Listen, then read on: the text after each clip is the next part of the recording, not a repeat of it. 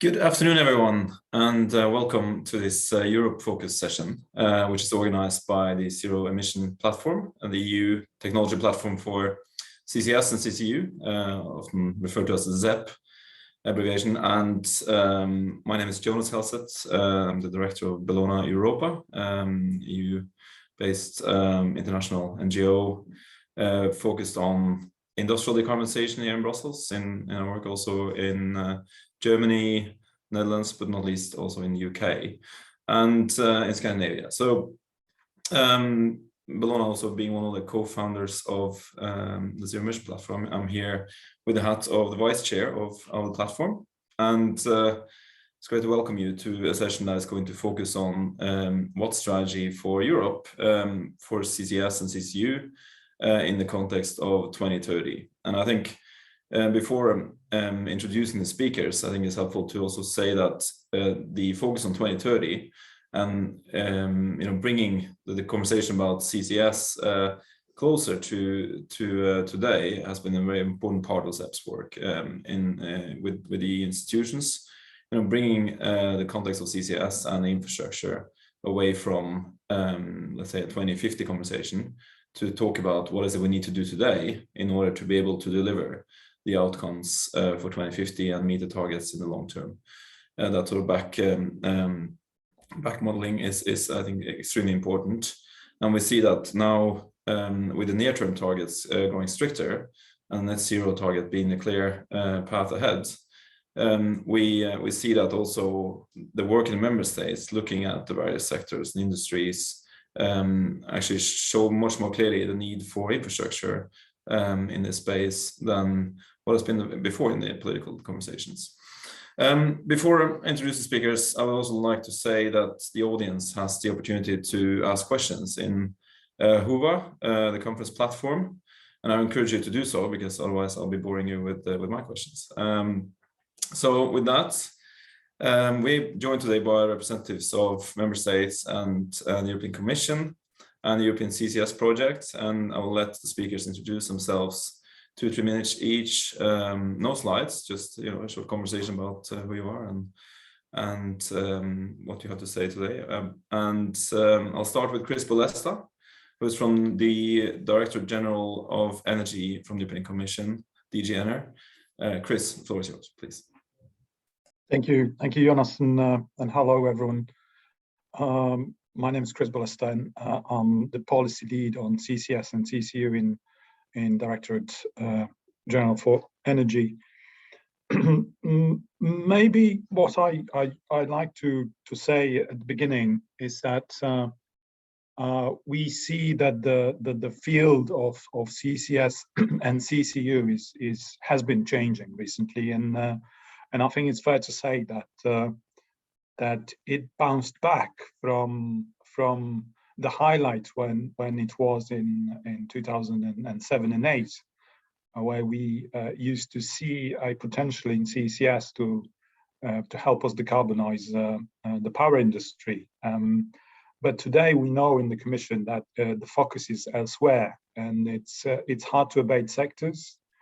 It's maybe a bet in power generation, but the focus is hard to abate sectors. It's also the blue hydrogen, so kickstarting the hydrogen market, and also negative emissions. And I'm really hats off to Jonas, because I remember many years back when you were saying CCS with biomass will deliver negative emissions. So Bellona was the first speaking about that, and today we actually talking about that, and in the Commission we even preparing a communication dedicated to carbon cycles, and that will include carbon removals. So the idea is back in focus. I think that I just want to add that there's already plenty of policy measures in place.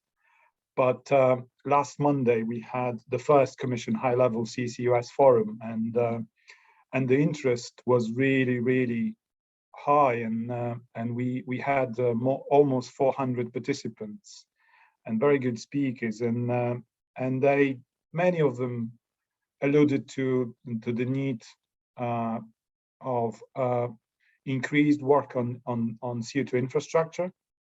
They said that there is a structural need to have a dialogue on CCS and CCU, stakeholder dialogue with us, and some even asked for maybe a communication on CCUS, maybe a strategy, or at least some kind of structural approach to the technology. So now we have to analyze what has been said at the forum, and have to continue the dialogue and see if there are any gaps in the policy measures that we have. Thank you, Chris. That's a nice introduction. I'm also looking forward to getting back to some of the points that I had the pleasure to listen into on Monday's CCUS forum, and well done for pulling that together. I'm impressed that you actually remember the conversations on bio CCS, which must have been back in 2010, 2011, when we first presented that to the Commission. And indeed, it wasn't really picked up at the time, unfortunately. But it's actually a very nice introduction to the next speaker, Tom Mikunda from the Ministry of Economics and Climate in the Netherlands, who actually I got to know back then. I think, Tom, you were at the time a co-author of the first international report with the IEA and UNIDO on industrial CCS. And I think we met at one of the sessions that were linked to, in fact, exactly the industrial part of bio-CCS agenda. So I'm not sure that's what you want to talk about today, Tom, but it's a nice segue to you. Please, Tom, the floor is yours. Yep. All right. Thanks, Jonas. Yeah, indeed. My name is Tom Mikunda. I'm a senior policy advisor at the Ministry of Economic Affairs, sort of in the middle of a large team involved in the current implementation of a set of policies to support the rollout of CCS in industry for the next 10, 20 years in the Netherlands. CCS is seen as a transition technology for industry. Yeah, and indeed, I suppose I have gaining first-hand experience with challenges that go together with implementing these policies and coming across the challenges and problems. And I think it's good that you mention industry. In many ways, I think one of the challenges is that the focus has now been on CCS deployment in industry. Sort of 5 years, it's really been gaining traction. But in some ways, research and development on this aspect is still somewhat lagging. If we look at in the sort of back to the research that's been taken place, a lot of it's been focused on the electricity sector, and still is in many parts of the world. But really, I still think that research and development, certain aspects, for example, the environmental aspects of CCS in industry, some areas these are somewhat overlooked areas of research that I think there needs to be focus on, because part of my role is to make sure that high-level policy advisors and decision makers, I should say, are equipped with fact-based information, scientifically backed up information when making decisions and being in debates in Parliament, making sure that they have access to the right information. And it's my job to find that information and filter that information from all the other influences in the media and through various sources that change people's perspectives on CCS. And I think it's really important that we we continue to do research in some of these, filling in some of these gaps in knowledge that we have. That would really make my life easier, and I think it would be to the benefit of sort of European level decision making on CCS, that we continue to have access to fact-based information on CCS. So I think that's one of the challenges moving forward, and I'm also hopeful. I think those of us have been in CCS for a while have been calling out, and the main thing really that we need is deployment. And I think we're now taking steps to see a lot of deployment. We see a lot of interest from Dutch industry to apply for the policy mechanisms that we are bringing out, and I hope that these projects really go ahead and succeed, because I think deployment is essential. Now, it will answer a lot of the questions that we are faced with, a lot of the criticisms of CCS, and really, I think for us to frame CCS as a transition technology can only the argument behind that is gets stronger once we have deployment. For some, CCS is sort of a scary scientific experiment, but once we've implemented it and we have full chain projects working successfully, I think that's really going to strengthen sort of the role of CCS as a transition technology moving forward. So yeah, I'm looking forward to a lively discussion and some interesting questions. Thank you, Tom. Looking forward as well. So next speaker is from Denmark, from Danish Ministry of Climate, Jesper Birch. I hope that's more or less right. Jesper, please, the floor is yours. That's right, Jonas. Thank you for the introduction.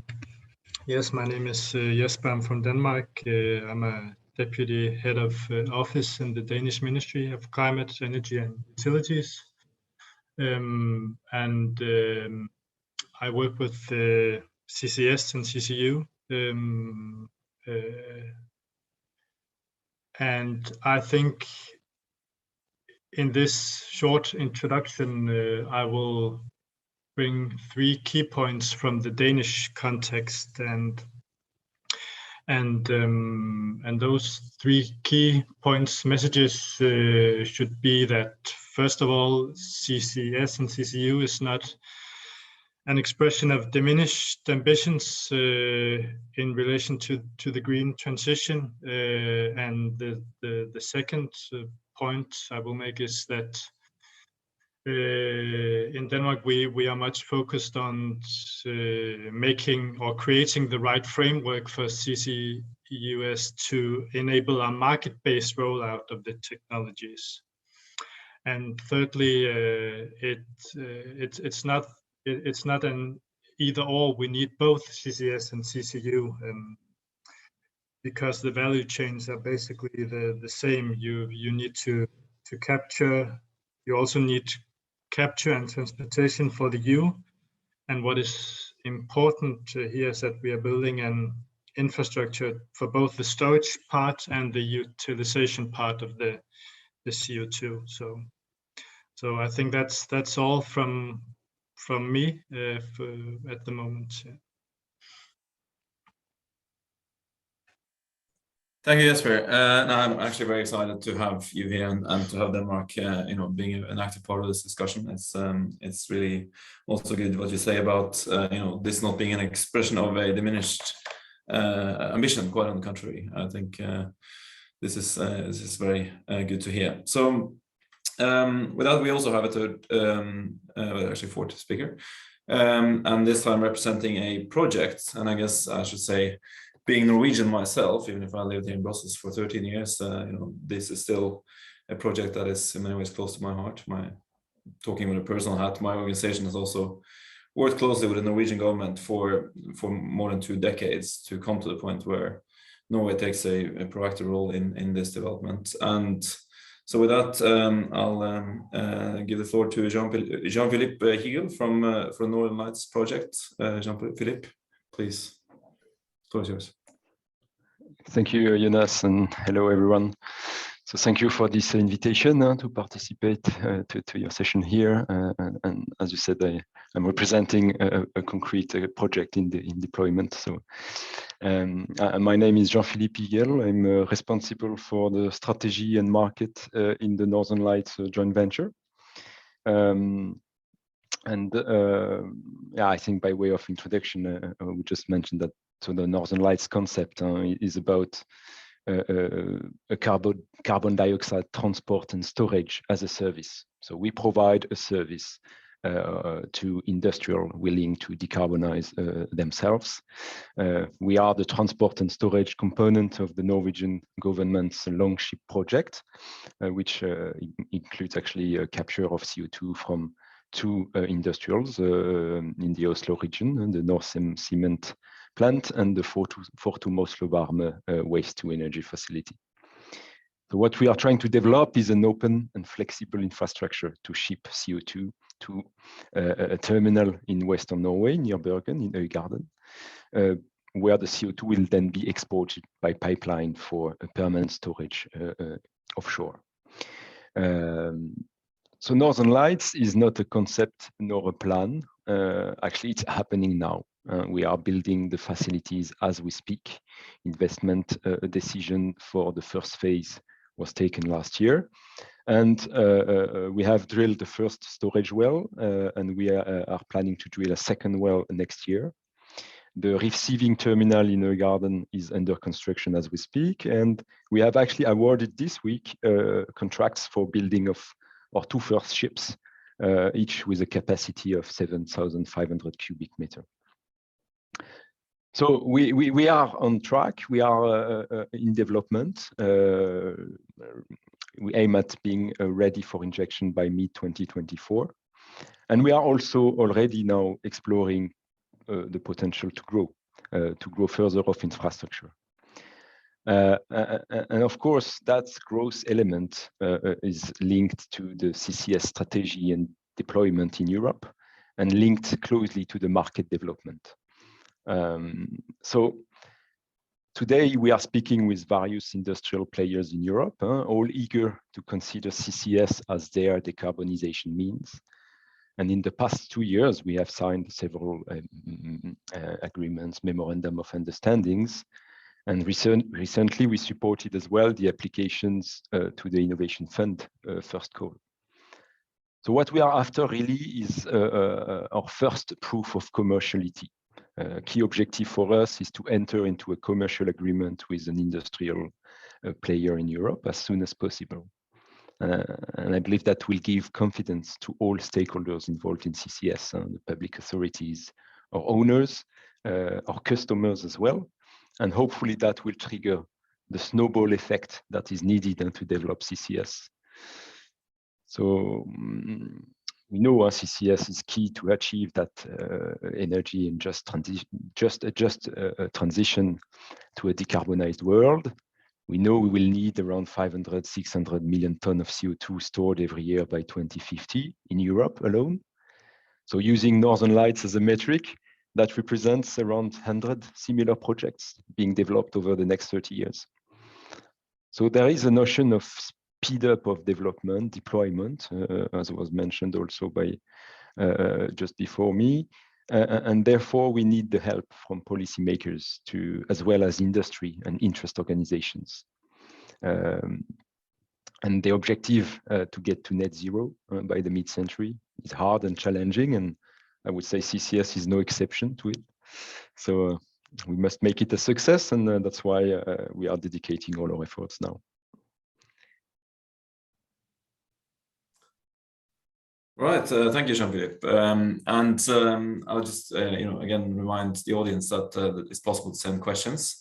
I hope this introduction has already sparked some, but I haven't received any yet. So I'm going to throw out a few on my own. And I think what Jean-Philippe here mentioned, I think you said a service to industry, providing that infrastructure as a service to industry willing to decarbonize itself. But I think what we see now with the targets becoming clear, and also coming nearer in a way with the 2030 discussions firming up, is that I think most industries also recognize that there is nowhere to hide. The idea that we might have seen in the past when the target was 80% or 80 to 95 was that there might be some percentages to hide in for everyone, and I will be willing to fight for that. Now I think net zero makes the path much more clear, and so it's maybe moved from willing to decarbonize to enabling industry to actually be part of the future. And then I would take that maybe back to what Jesper said about CCS not being or CCS and CCU not being an expression of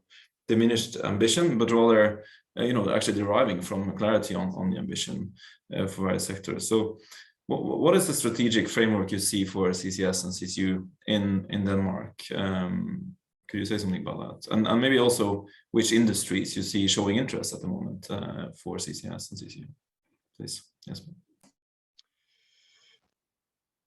Yes. 1 year ago, there was a major political agreement in Denmark, this energy and industry agreement, and then it was made clear that CCS should be possible in Denmark, and that was quite significant because it hadn't been touched politically since Vattenfall project 15 years ago. And it was a very broad broad support by the parliament. Both the left and the right political spectrum stood behind this agreement, and a part of the agreement was to make a funding scheme of 16 billion Danish kroner to this CCUS technology, and since then we started to get going, and before this summer we agreed on the first part of the implementation of this major political agreement, and the first part was to focus on the storage part, to create a framework for safe and environmentally sound storage in Denmark. A part of the agreement was to make it possible to import and export CO2 in Denmark, explore possible storage sites in Denmark, and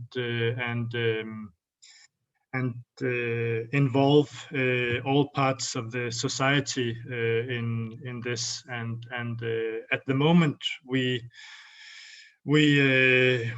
actually 1 week ago we presented the second part of the strategy, which focus on the capture part and the transportation of CO2.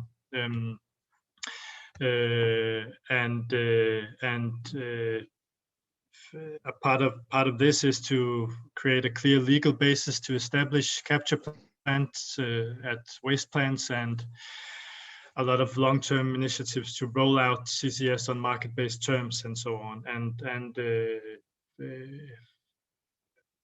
the next, in a couple of weeks, we will present the next part of the strategy, the third part, that will focus on the how can we use CO2 in the heavy industry and in the transportation sector. So that's how we perceive CCS and CCU in Denmark, and how we think it strategically.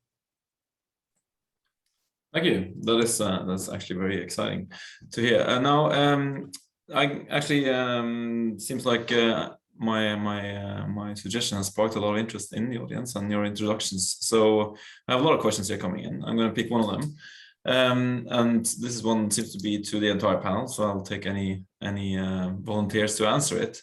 Would deployment of CCS be accelerated if it wasn't considered as a transitional technology? Anyone would like to comment on that? Tom, please go ahead. Yeah, let me pick up on that, because I think that's something that I emphasized in my introduction, and I think it's a very good question as well. And I think it's really, I mean, if we think about viability, I would agree if we look at now, but the aspect of a transition technology is what will be viable in 15 to 20 years. And I think for some industries, it will be harder for the others, but we cannot overlook other emerging solutions, like green hydrogen, electrification of processes. We see in the steel industry different processes emerging, for example, different ways to produce green hydrogen for example, and electrification. So I think it's something. I don't know whether I think what it comes down to for us that's really important is having that political stability. And what will help CCS to be accelerated is if companies have that certainty that they can invest now. And the way that we've solved that with the Dutch policy system is that companies gain access to a policy for a period of 15 years. So it gives, in that period of 15 years, certainty to deploy. Then you already know what your eventual business case is for that period. So I wouldn't agree with that statement, because I do think there are alternatives on the horizon. It depends very much how you define that transitional period, but I think that having CCS as a transitional technology is valid, because eventually we need to get to net zero, and we need to step away from fossil fuels. So I see already a couple of comments. Maybe I'll let Chris go first, and maybe before I let you speak, Chris, I'll use the opportunity of what Tom said to say that this is I had the pleasure to chair a panel in your conference or your forum on Monday, where we heard two of the lead authors of the IPCC sixth assessment report upcoming.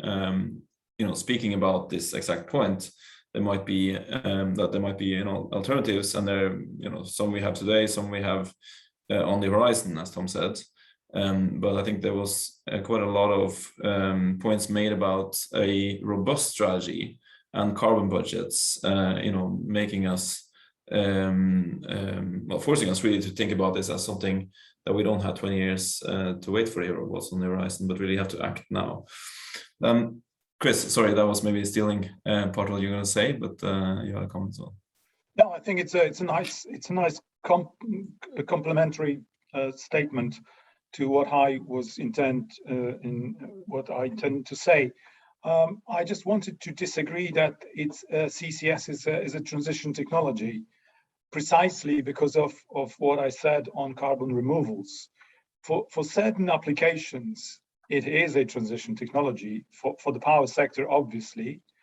But when you combine capture and storage with biogenic emissions, this will create carbon removals, and we will need carbon removals because certain sectors of the economy will probably never decarbonize. We could never find out technologies for some applications where some emissions appear today. So we'll need this kind of offset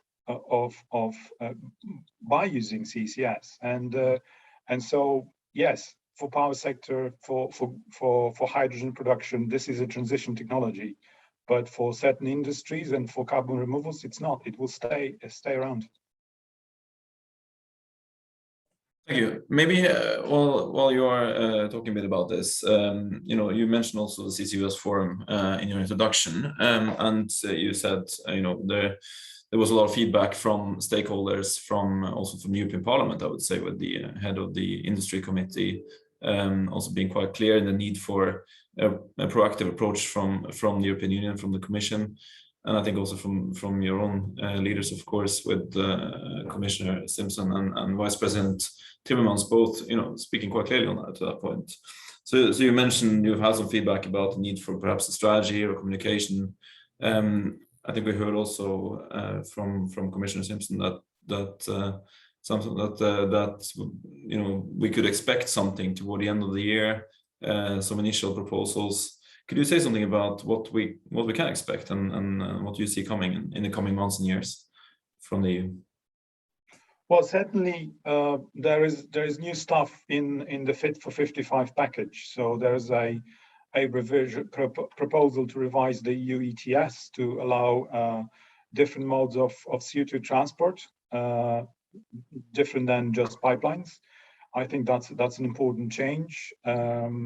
I think that another important change is that we want to allow under the EU ETS certain means to use CO2, so including mineralization in products. I think that's also quite important. But for later this year, for December, we have planned the carbon cycles communication. So that will be a first step before we propose the certification system for carbon removals. And then, of course, we will have to work on trans-European energy networks and what the Parliament and the Council proposed to do with our initial revision. So that's already a lot, but it seems that there's demand for even more, and we'll have to look into that and see what we could do. Thank you, Chris. I don't know, Jean-Philippe, did you also have a comment to what Tom said before? Or to the question perhaps that was raised? No, yeah, it was to the question, and I think it was exactly the comment made on the carbon removal technologies. So a comment made by Chris. I think CCS indeed must not necessarily only be seen as a transitional technology, but as well as a new tech, allowing enabling the development of those carbon removal technologies, which will be needed, and BECCS are part of them, as well as direct air capture plus CCS, for example. Thank you. And while we have you here speaking, there was also a question, I think, specifically to you from the audience. So what body is in charge of closing commercial agreements between participants? Could you speak to that, please?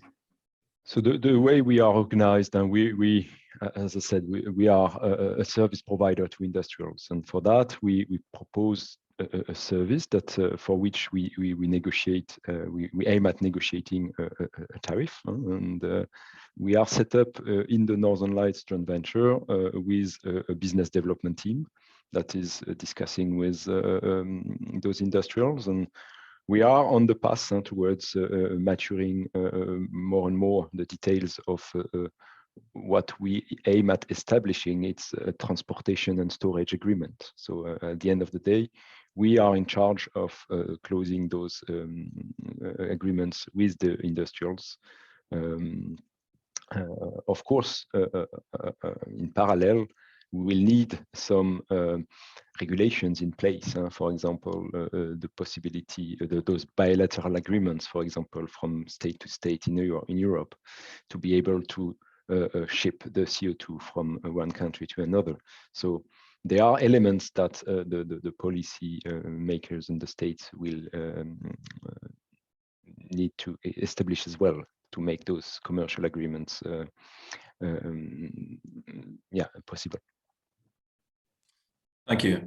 I'll take another audience question right away. And I think this is quite an important one for a lot of people, certainly those who are maybe a bit outside of the CCS bubble, if I can put it that way. Gaining public trust for the long-term geological storage of CO2 will require a robust case around reservoir integrity, monitoring, and verification.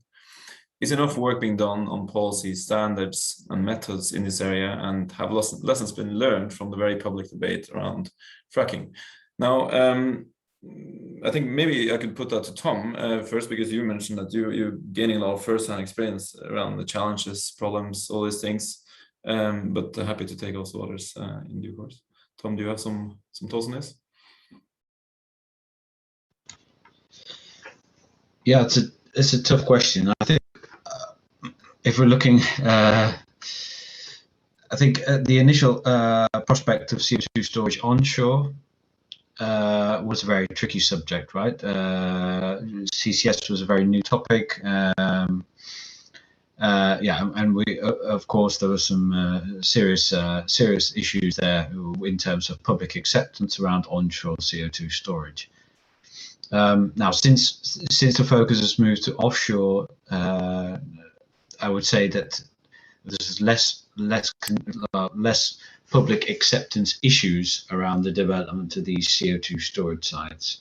But indeed, and again, I'll come back to my point on deployment, and of course, Norway don't detract from the two projects that have been operating for a number of years. That's really But I think we need even more deployment, to address these issues, to really test the full extent of the regulatory framework for CO2 storage. I think the regulatory framework for CO2 storage is very stringent. It's good. It's very thorough. Guidance documents are good as well.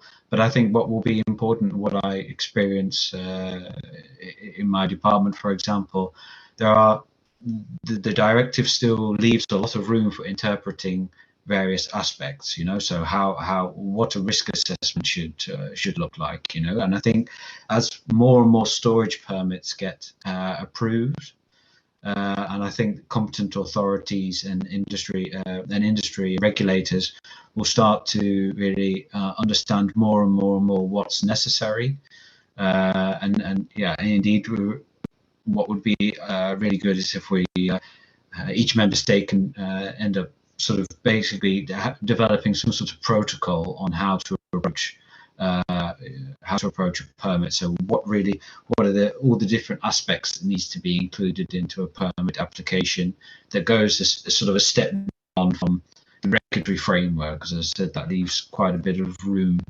to move. But in terms of public acceptance, generalizing in terms of the offshore activities and offshore CO2 storage, that has not faced the same level of public concern and public concern and lack of awareness that onshore CO2 storage did. So that's sort of an observation. Thanks, and thanks for also bringing up the reference to Norway. I think it's important because very often in my work, and I think also with SEP's experience has been, in particular, talking with members of the European Parliament, we very often hear the perception that CO2 storage is something entirely unproven, untested. Whereas, of course, the Sleipner project, I think you referred to in Norway, has been doing that with more than 1 million tons a year for nearly 30 years now. So this is important, I think, to highlight that this is not something that hasn't been tried, hasn't been tested. We know quite a lot about the concept of CO2 storage. So anyone else who had comments to that question before I move on? No? Okay, I'll keep going, getting good questions here from the audience, so I'll pick another one then. Will all member states need to adopt a mechanism like the Dutch SDE++ subsidy to compensate emitters and drive their CCS projects? And what else is on the table in other countries? So I guess maybe naturally, I'll put this first to Jesper, if you could say something about how Denmark thinks about that. That's a good question. Of course, nowadays in Denmark and also on a global level,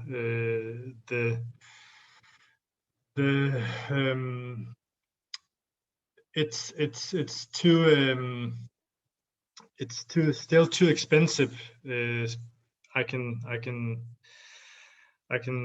focus on Denmark because I know most about Denmark. So in Denmark, it's still very expensive to do CCS, and it's too cheap to emit carbon, and we need to turn that around, and we need to higher taxes on emissions, and we will have higher taxes on emissions in Denmark, but not. We half a year ago, the Danish government told some experts to look into this question. So it's not on the table at the moment, but it will come, because the incentives are not as they should be at the moment. Thank you. And I think what you said there about, it's too cheap to emit carbon is probably part of the answer, right? This is, I think, my friend Julio Friedman from the US, now he's no longer working at the DOE. It's quite a few years ago, he was head of the American work on CCS. He said, we have to stop talking about CCS costs. We have to talk about finance.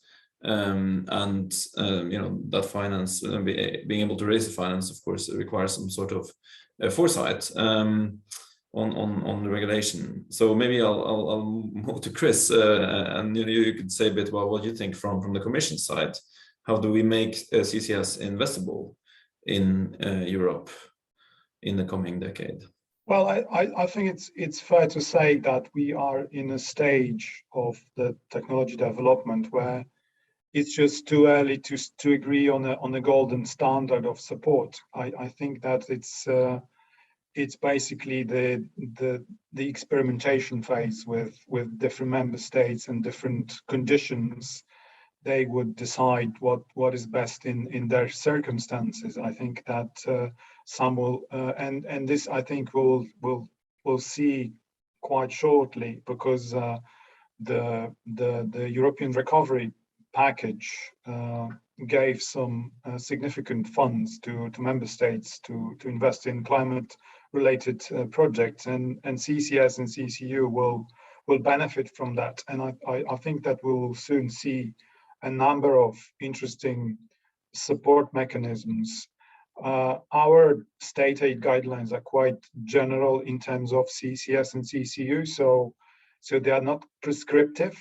So member states will experiment, and I see projects that will mean direct funding for infrastructure. There'll be maybe some carbon contract for difference, and many different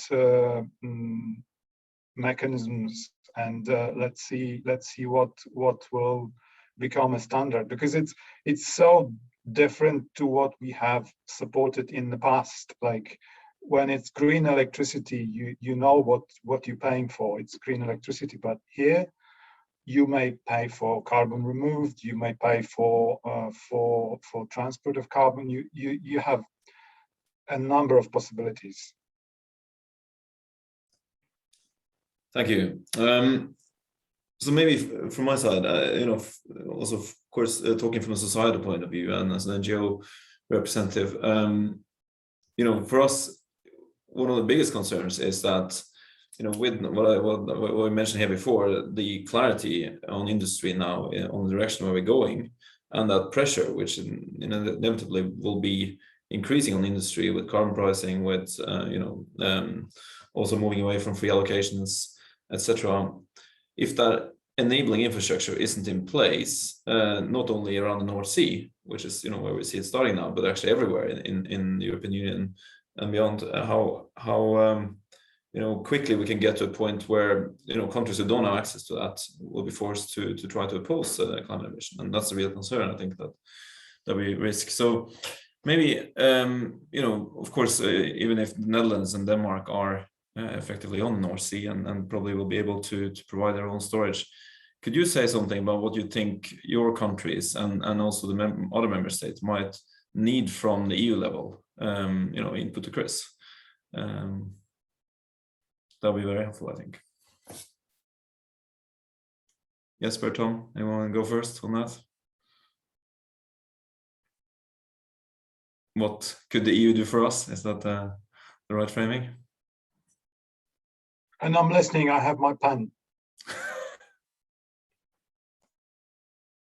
Well, yeah, from my side, I can, of course, CCS, it can make negative emissions, and that's the big advantage. So some kind of incentive on the European level to do this, to make negative emissions. That's one of the keys. Yeah. And I think correct me if I'm wrong, Chris, but a part of the Fit for 55 package is to start with a certification system, right? And then and maybe as a stepping stone towards making negative emissions profitable for, or that's what I've heard at least, but yeah. So as I said, the part of Fit for 55 package, we propose to include certain applications of CCU under the emission trading. So I think that could be a boon for certain technologies. But the dedicated communication on carbon removals will come in December, on the 14th of December exactly. That's the date we already announced. Great. Tom, anything to add to that? I know you've also been working, of course, with, you know, as Chris mentioned before, the Trans-European networks, and Netherlands has been, of course, clear on the need to get sufficient support for infrastructure, for storage, for you know, transport modalities. Anything else, or anything to add on that, perhaps? Yeah, maybe just, yeah, I mean, I think we need, at least our position on CCS is that you know, in order to get broad support for the technology, to recognise the technology as a real climate solution, you know, it can't just be reserved for the countries that have access to geological storage. That's not, you know, that's certainly not a good starting point when considering the technology. So in that sense, I think the 10E is really an important, has a lot of potential as a policy to really allow those interlinkages to happen with those countries that do have access to storage formations and are willing to accept CO2, you know, under the you know, the right terms of conditions as stipulated in bilateral agreements.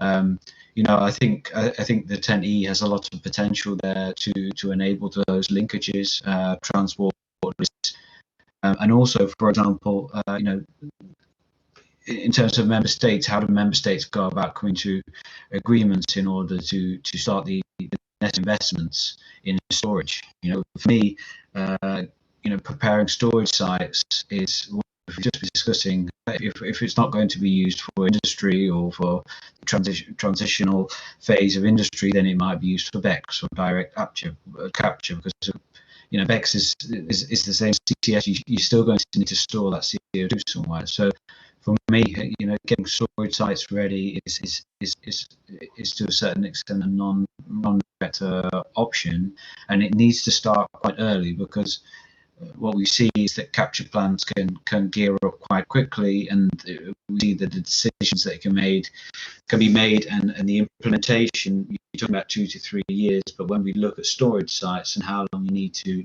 go through the regulation to do the necessary site characterization and what have you, and move those permits through, get them through the competent authority, send them to the European Commission for their opinion, you know, have all the requirements for the public participation. You know, you're talking about 5 or 6 years to get a storage site ready, and then that can really, you know, in my opinion, storage could really become a bottleneck.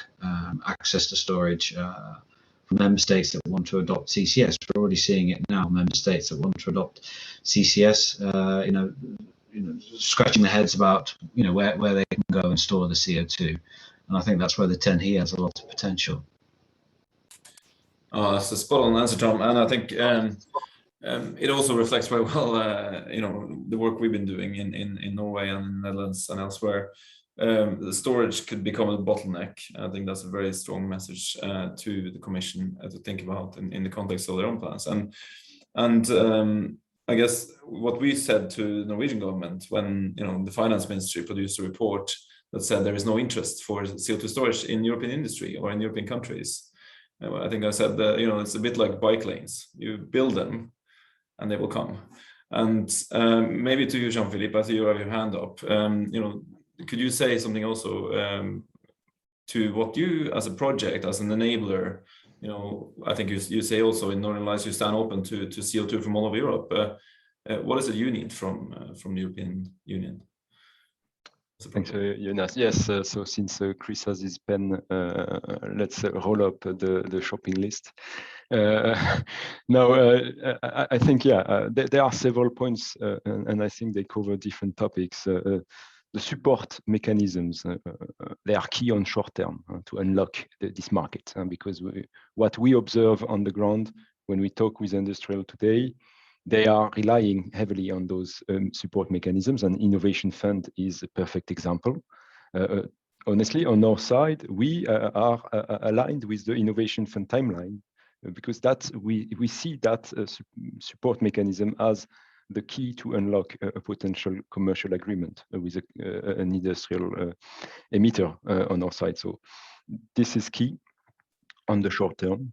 And then mid-term and longer term, I think there is something around innovative business models. And here, carbon dioxide removal and negative emissions, those certificates on negative emissions. I think there are elements here that the market are waiting for to trigger and launch those BECCS and DACS projects. And then the storage. The storage, indeed, there is no shortage of CO2 today in Europe, but storage capacity can easily become actually a bottleneck. And the point on the the long duration needed to obtain the necessary permits, but as well to explore, saline aquifers or to assess the integrity of depleted oil and gas fields.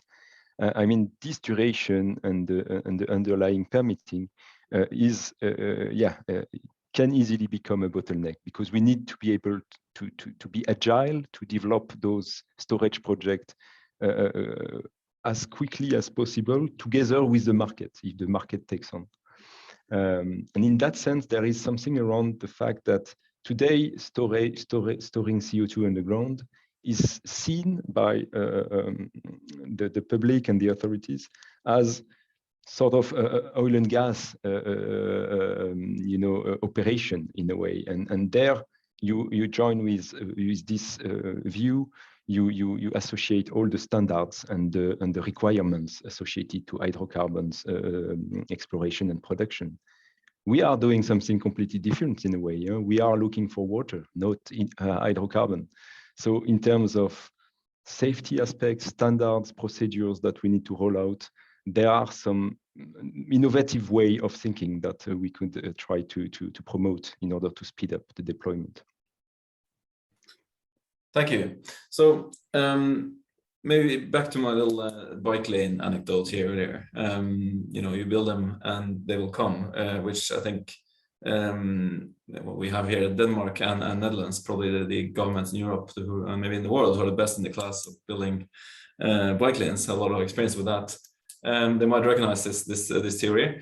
But I think it's very much proven right in the context of Northern Lights. There is a lot of interest. Could you maybe say something about how many European industry companies do you have knocking at your door at the moment? They want to store your CO2. How overbooked are you? So I think I've lost track of the counting here, but so we are a small team, Northern Lights. We are not more than 30 people, and the business development team is 5-6 persons. And I think today we speak with more than 100 industrial expressing interest, asking questions. So and that is growing over time, we need to get organized to make sure we discuss with all of them. We onboard their requirements. The most mature prospects, I would say, we have a short list of 10 customers, potential customers today, with whom we are entering into more details. But here again, the Innovation Fund first call, for example, will be a key driver to this momentum, accelerator. So looking forward to next month or end of this year, the announcement that I think will put ourselves in yet another dimension in terms of discussions. Thank you. So maybe back to you, Chris. Any comments on what you just heard here from the member states and from the project? Well, first of all, thanks for these, and second, I'm glad that indeed these are the issues we have already mapped. So this is nothing that surprised me.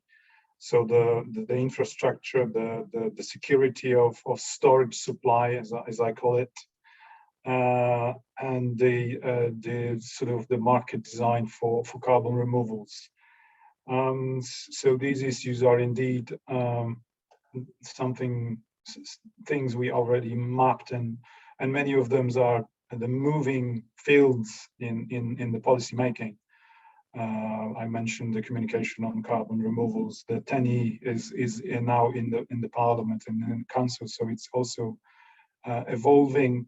The only thing that needs some work from scratch is the storage available storage security. That's the issue that we need to think about, because indeed, if you are thinking about removing certain amounts of carbon, then you need to have a place to store it.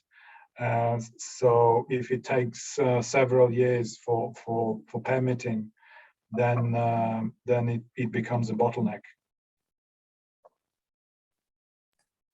Thank you.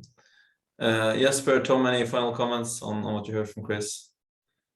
Your side, or?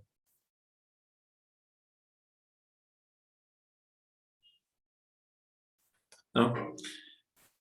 Well, in that case, I think I'm just going to try to be doing the good thing or the chair should be doing and keep the time. So I'd like to thank all the speakers for your insights and the excellent discussion, and also for the questions from the audience. I think this has been very successful in terms of the interaction. I'm really appreciating that we actually have a whole range of questions I haven't even been able to cover. Maybe I'll try to conclude in a couple of points what we've heard here today. I think one of the key points is the last discussion, which is really about CO2 transport and storage as an enabler, and how that could easily become a bottleneck for the entire decarbonization agenda, for the Green Deal, if you like, in particular in the context of industries that don't have other alternatives to decarbonizing. And I think that's a key message also in the context of what Europe can do, supporting that development, of course, with the existing tools, transport and storage in the trans-European networks, with the Innovation Fund to support projects. And then the investability, I think I would like to highlight that again, thinking about this, I said in the words of Julio Friedman, stop talking about the cost and talking about the finance. How do we raise finance? The EU, of course, has done something as a good starting point, I think, with the European Sustainable Finance Taxonomy, which also recognizes, CCS for many industries as a green, as a sustainable investment. It's a good starting point for also how we deal with the financial sector and how we make sure that CCS becomes investable. And then last but not least, and that's back to what we heard, not least from Jesper in Denmark, with the the political recognition also in the Netherlands of CCS as something that is needed, and not something that is in any way diminishing ambition in terms of other things we need to do, renewable rollout, grid expansion, and energy efficiency, hydrogen production, all these things. CCS is something that derives from the ambition to go to net zero, and also, I guess, what we heard about bio CCS and negative emissions. So I think a lot of good messaging to take out of this in terms of what Europe is doing and needs to do. Before I close the session, I'd also like to mention that at 1:30 GMT, there is going to be a final conference session called Increasing International CCUS Ambition. I hope many can find the time to listen into that, be highlighting opportunities for international collaboration ahead of the COP, which is in less than a month. Of course, as well as what role the UK can play in the European and the global stage. So thanks again to the excellent speakers and to the audience for joining us and for the great discussion. Thank you. Thank you. Thank you.